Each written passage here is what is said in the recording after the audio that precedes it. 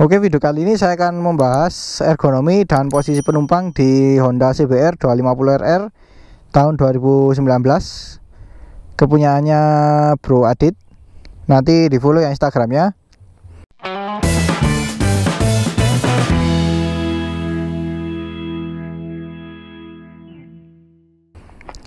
Nah, untuk detail desain secara spesifik sudah saya jelaskan di video review sebelumnya ya.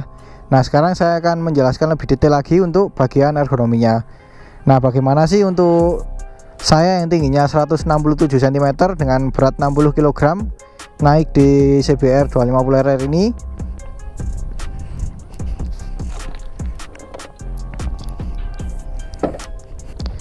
Nah, jadi seperti ini ya ergonomi saya naik CBR 250RR. Pertama, dari jangkauan kaki ke tanah ini untuk saya hampir napak, tapi masih jinjit sedikit sih. Cukup pas untuk postur saya yang 167 cm. Mungkin untuk kalian yang 170 ke atas nggak ada masalah sama sekali sih. Nah, ini dikarenakan karena tinggi joknya itu nggak sampai 800, tepatnya segini. Dan yang lebih mendukung lagi itu di bagian ujung depan. Nah, bagian sini itu cukup sempit ya. Jadi kaki kita tidak terlalu mengangkang, membuat jangkauan kaki ke tanah itu lebih mudah. Tuh, jadi seperti ini. Nah, untuk motornya sendiri ini cukup ringan sih, karena masih teringat kemarin ya review ZX25R. Jadi habis ke ZX25R terus pindah ke sini tuh rasanya ringan. Ya mirip-mirip dengan Ninja 250 ataupun R25 lah, nggak jauh beda, tapi ini kerasa lebih pede atau percaya diri. Nah, kemudian untuk kaki naik ke full step seperti ini. Nah, ini untuk saya ini cukup pas sih, nggak terlalu mundur tapi juga nggak terlalu naik. Jadi sportnya itu masih nyaman untuk dipakai harian, tapi kalau dipakai jarak jauh mungkin akan terasa pegal di bagian betis ini sih, betis dan paha belakang. Jadi seperti itu. Dan untuk lutut ini juga nggak terganggu sama sekali dengan adanya body fairing yang cukup menonjol di bagian sini. Itu masih jauh. Dan untuk paha menempel ke tangki ini juga nyaman sekali ya, seperti menyatu dengan bodinya, karena bagian sini juga cukup sempit. Tuh, jadi nggak terlalu melebar. Kemudian untuk posisi tangan ke stang seperti ini. Ini stangnya sudah pakai Andriok ya, jadi membuat aura motor ini sport to land atau sport sejati. Dan karena pakai stang Andriok, otomatis ketinggiannya itu lebih rendah dan membuat badan kita cukup membungkuk sih. Dan ini untuk di kelasnya paling bungkuk, kecuali ZX25R karena itu beda kelas. Kalau kita bandingkan dengan R25 dan Ninja 250, ini lebih bungkuk. Tapi yang saya suka itu stangnya tidak terlalu menekuk ke dalam, dan jaraknya itu cukup dekat ya. Jadi ini seperti mengingatkan saya pada GSX R150. Ya, nunduk-nunduknya seperti itu sih, cuman ini kerasa lebih lebar gitu aja. Oh ya, untuk joknya sendiri ini joknya pakai kulit tekstur halus sih, jadi ke pantat itu nggak kerasa kasar dan lebih halus. Cuman kalau kekurangannya ini mungkin lebih licin ya. Dan untuk busanya, untuk sebuah motor sport ini masih tergolong nyaman sih. Busa-busanya masih nyaman, mirip-mirip dengan CBR 150. Tapi kalau dibandingkan dengan R25 lebih nyaman R25 sih. Ini seperti Ninja 250 lah, tapi dengan kulit jok yang lebih halus. Nah, kemudian untuk suspensi depan, ya ciri khas suspensi upside down ya, dia itu cenderung kaku tuh. Dan ini dari Showa, tapi setelah saya tes ride tadi sih kakunya itu masih tergolong normal. Jadi dipakai di jalan itu memang karakternya itu memang kaku dan sedikit lebih keras, tapi masih wajar lah. Dan memang ciri khas sport fairing, dia karakter suspensinya harus lebih kaku, jadi biar lebih rigid kalau dipakai handling. Untuk yang belakang, suspensi belakangnya ini selain bawaan kayaknya level 2 deh kalau saya lihat tadi. Ini memang sedikit lebih keras, tapi karena motor ini bisa di setel ada 5 tingkatan, jadi bisa kita sesuaikan dengan kebutuhan kita. Jadi seperti itu. Nah, untuk kokpitnya seperti ini ya. Dan yang lebih saya suka di bagian dalamnya ini tidak seperti ini ya 250 ya. Di sini rapi sekali karena ditutup cover semuanya. Jadi nggak kelihatan kabel-kabel yang berantakan di dalam body fairing sini. Cukup oke sih Honda kali ini. Dan kabel-kabelnya yang di sini ini juga rapi. Cuman satu ini aja sih, kabel koplingnya ini lebih lebih keluar. Tapi untuk yang lainnya sangat oke. Nah, setelah ini saya akan mengajak yang punya motor ini yaitu Bro Adit untuk mencoba duduk di depan ya. Dan juga nanti saya akan coba duduk di belakang sebagai penumpang, bagaimana ergonominya. Nah oke, sekarang saya bersama dengan Bro Adit yang punya motor ini. Halo. By the way, saya akan coba tanya dulu ya, berapa sih postur tinggi dan beratnya? Untuk tingginya berapa mas? Terus 177 cm Ya. dengan berat 75. Oh, dengan berat 75. Nah, dengan postur seperti itu, bagaimana ergonominya ketika naik di CBR 250RR ini? Yuk, naik mas. Nah, yang pertama kita lihat itu dari posisi jangkauan kaki tanah ya.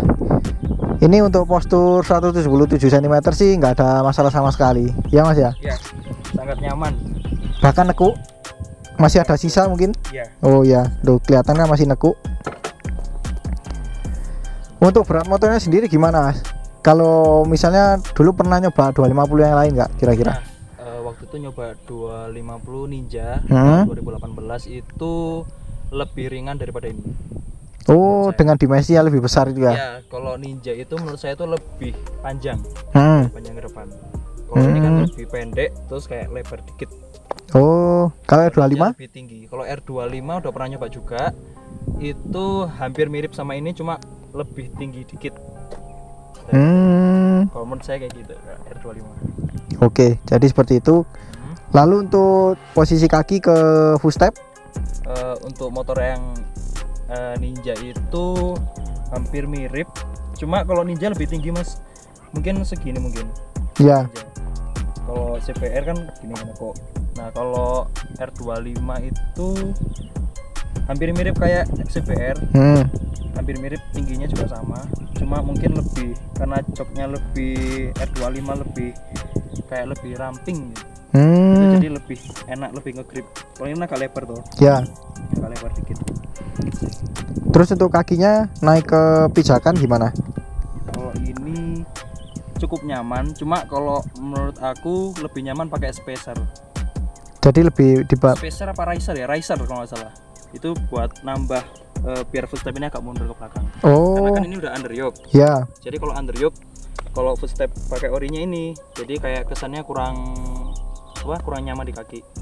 Oh gitu, jadi kayak ketarik gitu ya? Nah betul, lebih baik lebih dimundurin biar ekonomi sportinya lebih dapat. Nah, oh ya. Tapi kalau pakai standar gini, dipakai waktu yang agak lama itu ada kerasa pegal nggak? Untuk kaki ya? Kaki sih nggak terlalu sih mas, cuma lumayan pegel. Tapi kalau pakai riser kayaknya lebih nyaman deh, lebih mundur dikit lebih nyaman. Soalnya posisi stangnya kan lebih nunduk toh, lebih nunduk. Tapi overall masih aman, masih nyaman. Oh iya. Terus untuk stangnya sendiri ini dianggap nunduk ya, rendah banget ya? Nunduk banget. Tapi kalau dari segi kenyamanan gimana mas? Lebih enaknya itu posisinya seperti apa? Karena aku lebih suka sport dari dulu, CBR ini lebih kesannya lebih agresif. Jadi posisi kayak gini menurut aku emang nggak masalah banget. Soalnya emang menurut aku lebih enak kayak gini. Kalau R25 itu under yoke juga, cuma lebih tinggi kan. Jadi kesannya kalau buat kota-kota emang lebih nyaman, cuma feel agresifnya masih kurang. Oh, jadi masih ada kayak sport touring seperti di R25 yang lama ya? Juga sama-sama enak. Oh gitu. yang paling sering dirasakan di tangan itu ketika pakai motor ini apa? Ini mungkin di sebelah sini Mas ya, lebih ke lengan. Oh, di lengan. Bahu sini. Di bahu. Terus sama mungkin kalau pinggang di belakang sini. Itu apalagi kalau pakai tas ya. Nah, betul. Kalau pakai tas lebih kerasa lagi. Oh, oke. Nah, jadi seperti itu ya. Mungkin itu aja. Sekarang saya akan coba duduk di belakang sebagai penumpang, bagaimana ergonominya.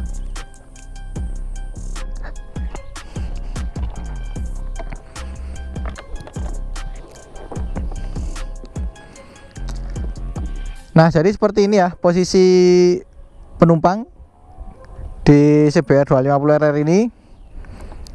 Pertama yang saya rasakan itu dari joknya. Ini meskipun motor sport tulen, tapi jok belakangnya itu nggak pelit. Kalau saya bandingkan dengan ZX25R yang kemarin saya review itu, ini lebih lega sih, jauh lebih lega malahan. Kenyamanannya itu ada di tengah-tengah gitu loh. Jadi dia itu nggak senyaman R25, tapi nggak semenyiksa di Ninja 250. Kalau Ninja 250 itu sebenarnya nyaman, tapi karena joknya itu lebih kurus, jadi kurang oke sih. Kalau ini lebih lega. Dan untuk sisa jok di belakang ini ada sedikit sekali sih sebenarnya, karena semakin ke belakang ini semakin sempit, dan masih ada sisa bodi sedikit di sini. Untuk jaraknya ini cukup mengagetkan sih, karena ini kan jarak ketinggiannya ya mungkin sedang ya, nggak terlalu jauh tapi juga nggak terlalu dekat. Tapi ini jaraknya seperti motor naked yang pakai jok tandem, cuman dengan posisi rider yang lebih membungkuk, jadi nggak terlalu jauh dan juga nggak terlalu dekat. Nah, untuk busanya sendiri ini masih tergolong nyaman, tapi tidak senyaman jok depan. Tapi untuk ukuran jok penumpang masih wajar lah. Dan untuk posisi kaki ini menurut saya juga oke. Dia nggak terlalu naik dan juga nggak terlalu mundur. Cuman untuk footstepnya aja sih menurut saya kurang lebar sedikit untuk saya. Tapi kalau untuk lawan jenis kaum wanita yang kakinya kecil-kecil, itu pasti lebih memadai sih. Jadi seperti itu. Nah, untuk jarak ketinggian antara kepala rider dan kepala penumpang ini menurut saya juga masih oke. Karena Bro Adit ini punya tinggi 177 cm ya, beda 10 cm dengan saya. Jadi memang nggak kelihatan bertingkat jauh. Tapi kalau mungkin posturnya hampir sama atau bahkan lebih pendek dari saya, mungkin akan lebih tinggi rasanya. Tapi secara keseluruhan masih lebih manusiawi lah untuk sebuah motor sport fairing. Jadi seperti itu. Untuk catatan lagi bagi kalian yang sering duduk di belakang di motor ini, kalau bisa naik turunnya itu tidak langsung seperti ini ya, tidak langsung seperti ini, langsung turun gini, karena kasihan yang punya motor, nanti di bagian bodi sini itu catnya akan mudah terkelupas, jadi nanti lama-lama catnya akan cepat hilang. Jadi kalau bisa turunnya seperti ini. Nah, jadi seperti itu. Begitupun kalau naik. Oke, mungkin itu aja ya video review saya mengenai ergonomi dan posisi penumpang di Honda CBR 250RR ini, kepunyaan Bro Adit. Jangan lupa nanti di follow Instagramnya ya. Kebetulan dia punya toko aksesori motor ya, terutama stiker. Oh ya, jadi aksesori motor sama stiker nanti di follow aja, saya akan cantumkan di sini. Sekian dulu video kali ini. Kalau suka dengan video ini jangan lupa di like. Kalau ada pertanyaan, kritik atau saran silahkan komen di bawah. Share juga ke sosial media kalian apabila video ini bermanfaat. Jangan lupa subscribe untuk mengikuti video-video terbaru dari saya. Nyalakan juga tombol loncengnya untuk mendapatkan notifikasi video terbaru dari saya. Follow juga Instagram saya di @modarwo138 dan juga Instagramnya Bu Adit. Terima kasih telah nonton dan sampai jumpa di video selanjutnya.